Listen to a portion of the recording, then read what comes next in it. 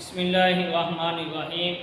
سوال کیا گیا کہ اگر کسی شخص نے نماز کے اندر ترتیب مصحف کے خلاف قرآن مجید پڑھا، یعنی ترتیب کے اندر جو سورت بعد میں ہے اس کو پہلے تلاوت کیا پہلی رکعت میں، اور اگلی رکعت میں بعد کی سورت پڑھنے کے بجائے اس سے پچھلی سورت پڑھ دی۔ مثال کے طور پر کسی شخص نے پہلی رکعت کے اندر سورہ قریش پڑھی اور دوسری رکعت کے اندر سورہ فیل پڑھی، تو اب اس کا کیا حکم ہوگا؟ سجدہ سہو واجب ہوگا یا نہیں؟ جواب یہ ہے کہ ایسی صورت میں جب کسی شخص نے نماز کے اندر پہلی رکعت میں جو قرآن مجید کا حصہ تلاوت کیا ہے،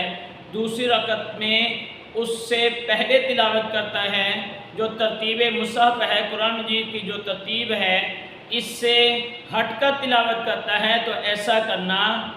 جو ہے گناہ ہے، مکروہ تحریمی ہے، یہ جان بوجھ کر کرتا ہے تو یہ شخص گناہ گار ہوگا، اور اگر اس نے بھولے سے کیا تو پھر اس پر گناہ نہیں ہوگا۔ جہاں تک سجدہ سہو واجب ہونے کی بات ہے تو سجدہ سہو اس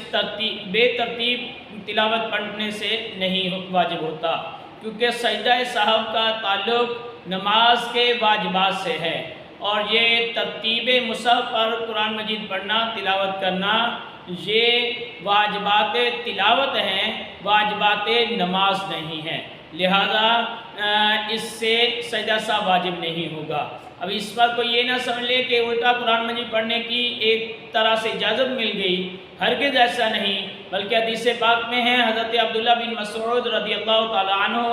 آپ روایت کرتے ہیں کہ رسول اللہ صلی اللہ علیہ وسلم نے فرمایا کہ جو شخص الٹا قرآن مجید پڑھتا ہے کیا وہ یہ خوف نہیں کرتا کہ اللہ تبارک و تعالیٰ اس کے دل کو الٹا کر دے او کما قال؟ تو اس سے